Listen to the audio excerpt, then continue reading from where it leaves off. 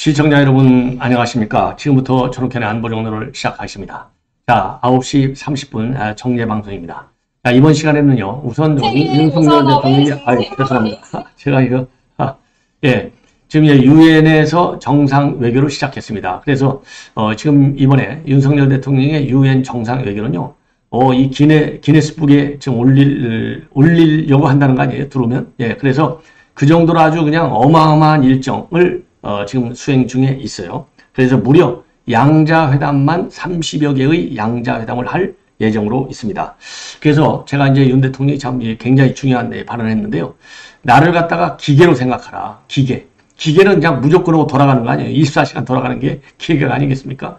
그 정도로 대통령이 그야말로 지금 이번 다자 정상회담, 유엔 이 총회를 계기로 한 정상회담을 계기로 해서 아주 그냥 몸을 던져서 이 정상회담 하겠다. 그래서 이 최종 정점은 어디로 갑니까? 기계처럼 생각하고 나를 좀 이용하라. 양자 정상회담 스케줄 나 피곤할까 봐서 이런 거 짜는 거 조심하고 그러지 말라는 얘기잖아요. 그래서 엑스포 유치에 온 혼혈의 힘을 다하고 있다라는 점을 우리가 느낄 수 있어요. 그러니까 정상하면 대충 립 서비스 있는 경우도 많잖아요. 의전적으로 하는 얘기. 특히 문재인 있는 입도 이 립서비스도 전부 시진핑하고 김정은에게 맞춰져 있지 않습니까? 그런데 윤석열 대통령의 입은 국가안보와 국가이익, 즉 대한민국의 국격과 대한민국 국민에 맞는 그런 워딩을 사용하고 있다는 점에서 우리가 적극적으로 좀 열렬한 지지를 보내야 되지 않을까 하는 생각이 들어요. 그래서 유엔 정상 외교가 이제 시작이 됐기 때문에 관련 내용을 오늘부터는 이제 여러분들께 자세하게 그리고 수시로 보도를 해드리겠습니다. 자, 그 다음에는 이제 또 이재명이를 빼놓을 수 없어요. 이재명이 지금요, 어제 이제 구속영장을 쳤지 않습니까? 이 구속영장을 보니까요, 142쪽이고, 그 다음에 11쪽만 왜 구속이 되어야 하는지, 특히 증거인멸과 관련해서 11쪽으로 딱 장식이 되어 있다고 그래요. 자, 이걸 보면은 이재명이 지금 현재 4개의 죄로 되어 있어요. 이번 백현동, 그리고 이제 대북 송금 사건 안에서는 4개의 혐의가 적용이 되고 있는데 도합적으로 지금까지 대장동 문제, 공직선거법 문제, 그 다음에 이번 이 백현동 요거 크게 지금 이제 재판으로 넘어가는 사건이 이제 3개가 되지 않습니까? 요걸 합치면은 총 9개 범죄이고 이 범죄 내용이 워낙 이 충격적이기 때문에 최소한도 법률 전문가들의 평가에 따르면은 최소 징역 10년형 이상의 형이 나오게 되어 있다. 요게 이제 법조계 인물, 법조계에서 나오는 얘기입니다. 그래서 오늘 이 영장 내용을요, 동아일보가 단독으로 아주 잘 보도하고 있어요. 그래서 이 자료 화면과 함께 자세하게 여러분들께 말씀을 드리도록 하겠고, 그리고 또 조국이가 아주 또 물고기가 이 물을 만나듯이 아주 좋아하네요. 최강욱이를 만나서 참 끼리끼리 논다고 유식하게 저도 얘기하면 유유상종한다고 그러잖아요. 조국과 최강욱 여러분들 제가 이따 본론으로 들어가기까지 뭐가 그렇게 공통점이 많은지 한번 살짝 머리를 한번 써보시죠. 참 끼리끼리 놀고 있어요. 한마디로 얘기해서 참 꼴값 떠올리고 있는 거죠. 자, 그래서 조국 얘기도 좀 하고 마지막으로 9.19 합의, 9.19 군사 합의 이게 문재인이가 그냥 금과옥조로 여기고 있잖아요. 왜 금과옥조로 열렸는지를 아끼고 있는지를 알겠어요.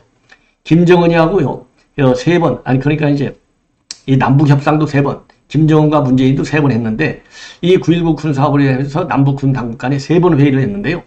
말 한마디 못하고 북한한테 질질 끌려다니면서 협상을 했다. 이게 오늘 조선일보 단독 보도를 통해서 나오고 있습니다.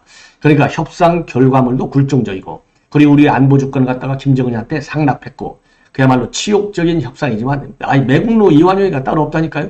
이게 매국노 이완용이죠. 21세기 매국노 이완용이 이게 문재인 아니냐. 이렇게 볼 수 있는 거예요. 9.19 군사합의 하나만 보더라도 협상 과정만 보더라도 결론에서 당연히 우리가 느끼죠. 그래서 제가 그 당시에 자유한국당의 국가안보위원장을 하고 있을 텐데 이거 즉각적으로 폐기해야 된다. 이거 나라 안보 완전히 망가뜨리는 거다. 강력하게 저도 그동안에 비판해 왔는데 오늘 그 협상 과정을 조선일보에서 단독 보도하는 내용을 보니까 열불이 납니다. 열불이 나. 이런 거를 협상이라고 요게 평양 3차 정상회담의 중요한 결과물인 걸로 홍보를 해왔어요. 이 대한민국의 국방을 갖다가 다 완전히 김정은한테 상납해놓은 이 문재인이가. 그러니까 수석 대변이라는 소리를 안 들을 수가 없는 거예요. 수석 대변인. 그래도 블룸버그 통신 정도 하니까 수석 대변이다 이렇게 한마디를 딱 조작을 했잖아요. 제가 하려면 수식어가 앞뒤로 좀 많이 붙었을 텐데 제1수석, 그것도 그냥 수석대변이 아니고요. 제1수석대변인 끝내주는 거죠. 이것도 기네스북에 올라가야 돼. 윤 대통령이 이번 9.19 유엔 정상 외교를 계기로 해서 양자 정상회담의 횟수와 내용 이런 면에서 기네스북에 올릴 정도가 된다라고 한 것처럼 문재인이가 나라의 국방안보를 갖다가 김정은한테 상납한 것도 기네스북에 올려라. 예. 그래서 이거 기네스북 올리는 절차는 제가 잘 모르겠는데요. 이거 반드시 제1수석 대변인도 기네스북에 올려야 됩니다. 예. 반드시. 자, 이 정도로 오늘 지금 이 시간에 첫 번째 시간에 말씀드릴 내용을 압축해서 전해드렸고요. 이제 자료 화면과 함께 하나씩 여러분들께 이제 정리해 나가도록 하겠습니다. 자, 유엔 총회요. 제가 이제 한 번씩 말씀드렸는데, 제가 유엔 대표 3번씩 근무했기 때문에, 여기 유엔 총회 지금 이 사진을 보니까 참 감개가 무력하네요. 이게 마지막에 제가 유엔 공사했을 때가 2003년도, 4년도니까 벌써 20년이 지났네요. 야, 세월이 정말 엄청 빠릅니다. 20년이 지났어요. 저도 이제 VIP들 오시면, 유엔 총회는 이게 필수 코스거든요. 예. 유엔 저 위에 의장석에 모시고 이제 사진도 많이 찍고 안보리도 들어가고 그랬는데 감개가 무력합니다. 자, 그래서 유엔 총회 이번 윤석열 대통령이 30개국 정상과 릴레이 양자회담을 하고 도착하자마자 바로 정상회담을 시작했습니다. 그래서 이 정상회담의 최종적인 목표는 어디에 있느냐? 이 경제 문제라든가 그다음에 개발 협력 문제라든가 이 투자 문제라든가 이런 기본적인 우리 이제 기본 메뉴가 있잖아요. 약방에 감축하듯이 정상회담이 떴다. 더군다나 그런 윤석열 대통령은 뭡니까? 내가 영업사원 1호라고 했잖아요. 아주 이제 표현이 아주 좋아요. 영업사원 1호. 영업사원 1호라고 거기에 걸맞게 이제 경제 이슈들이 쭉 기본적으로 모든 정상 이 회담에서 들어가지만 이번 유엔 정상회담의 목표, 가장 중요한 목표는 엑스포 유치에 있어요. 그래서 이번에 윤 대통령이 만나는 정상들의 경우에는요. 대부분이 수교는 했지만은 정상회담을 한 번도 하지 않은 나라들 정상들하고 협상을 하는 걸로 그렇게 틀이 잡혀 있다고 합니다. 자, 그래서 여러분들 제가 이제 말씀을 드리면 아마 이름도 생소한 나라들도 많을 거예요. 예. 자, 그래서 도착한 19일부터 이제 22일까지 30개국 이상으로 되어 있는데 마케도니아, 모리타니아, 토고, 에스와티니, 그 다음에 짐바브웨 이런 나라들과 이 회담을 진행할 예정으로 있습니다. 자, 그래서 지금까지 이런 나라들은요, 대부분 이번 윤 대통령이 만나는 30개국 정상들 대부분은 수교 이후에 한 번도 정상회담을 하지 않은 그러한 나라들. 똑같이 엑스포는 1표예요, 1표. 1국 1표예요. 그래서 굉장히 이거 중요합니다. 자, 그래서 실리적인 외교의 한 진수를 우리가 볼 수 있는 게 아니냐, 이렇게 생각이 들어요. 자, 그래서 이 엑스포 유치를 위한 총력 외교, 이게 이제 바로 총력 외교고요. 그래서 떠나기 전에 참모들한테 조용하게 윤 대통령이 지시한 내용이 뭐냐면 나를 회담 기회라고 생각하고 국익을 필요하다면 개의치 말고 양자 정상회담 일정을 잡아라. 이렇게 특별히 지시를 했다고 합니다. 자, 그래서 이제 유엔 총회 작년에 이제 한번 참석을 했고 올해 이제 두 번째인데요. 특히 이번에 유엔 총회에서 연설에서 강조할 방점 중에 하나는요. 이번에 이제 러시아하고 북한하고 정상회담을 열렸는데 이제 군사협력 이 문제가 굉장히 중차대한 과제예요. 이거는 우리 한국뿐만 아니라 글로벌 이슈가 되는 겁니다. 왜? 북한과 러시아 간의 이 군사협력은 우리 한반도, 우리 한국과 미국을 대상하는 것도 있지만은 우크라이나와 관련된 이게 협력이에요. 그렇기 때문에 무지하게 중요합니다. 그래서 이거야말로 이 러시아와 북한 간의 군사협력, 이거는 불법적 행위다. 안보리 체제를 위반하는. 그래서 우리 국제사회가 전부 다 이거는 강력하게 막아야 되겠다. 이런 이슈를 공론화할 계획이고요.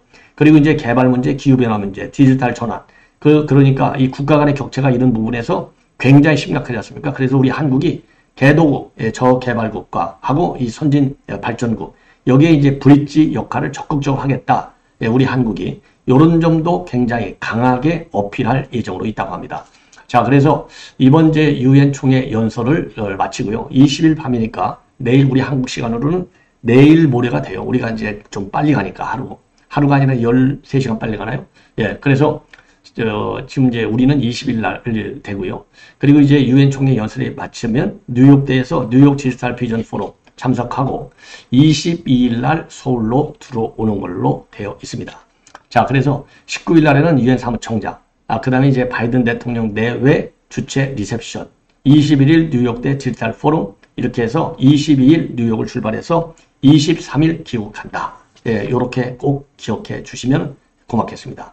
이번에는 말이죠. 이제 마지막으로 이 9.19 군사합의, 이거 뭐 말이 많죠. 이미 9.19 군사합의와 관련해서 이제 안보 관련 장관인 김용호 통일부 장관도 이 후보자 때부터 임명받을 때도 9.19 군사합의 이거 내가 취임하면 이거 없애는 거 고려하겠다.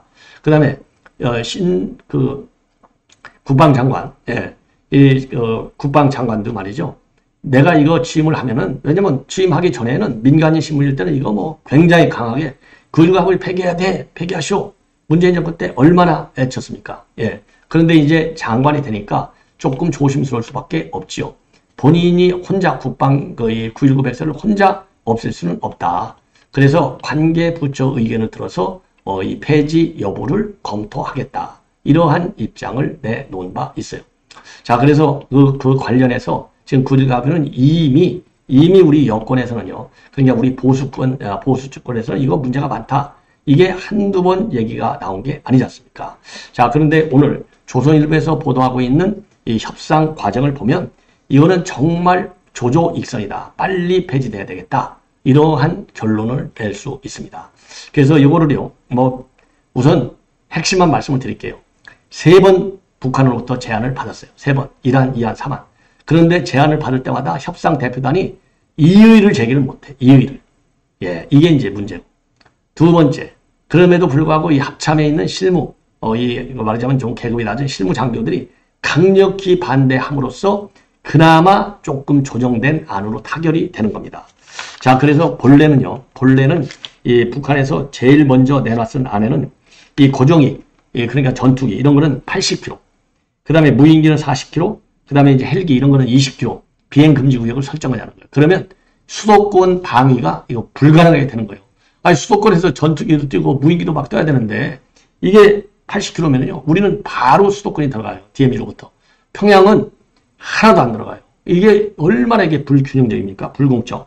그런데도 불구하고 이걸 받아들일 때 협상장에서도 단 한마디 고개 쳐박고 받아쓰기만 하지 한마디 말을 안 해. 예, 말을 안 해. 그래서 이게 최종적으로 고정익, 그 다음에 무인기, 회전익 이게 한 10km에서 40km 수준으로 절반으로 이 비행금지 구역이 조정이 되면서 이 남북 군사합의가 타결된 겁니다. 자, 그러다 보니까 이 작년 12월에 북한의 정찰기가 우리 용산까지 뒤집히고 갔잖아요. 그래서 그 당시에 윤석열 대통령이 지금 조용히 나왔잖아요. 9.19 합의 때 서울 수도까지 비행금지 구역을 요구했다. 그러나 문재인은 이게 좋다고 박수까지 쳤어요. 예, 그런데 윤석열 대통령이 작년에 이제 그런 무인기 사건이 나오니까 만약에 북이 한 번만이라도 더 도발해버리면 군사 합의는 중단해버려라. 예, 딱 요렇게 엄명을 내리니까 더 이상은 그 이후로는 지금까지 군사 합의를 위반하는 도발 사례, 직접적 도발 사례는 없었다. 요렇게 지금 우리가 평가를 하고 있어요. 그래서 당시 송영무하고 노광철이하고 둘이서 이 합의문을 썼습니다. 자, 그렇게 되다 보니까요, 북한은 그동안에 여러 차례에 걸쳐서 9.19 합의를 위반했어요. 이게 북한군의 장사정포 훈련인데 이게 바로 9.19 합의를 위반하는 거예요. 그럼에도 불구하고 북한은 단 한마디도 못해요. 단 한마디도. 자, 북한은 못하는 게 아니라 문재인이가 단 한마디도 못하는 겁니다. 이게 얼마나 기가 막힌 현실입니까? 예. 자, 그래서 이게 그동안에 이제 많은 불만과 비판이 있었던 거예요.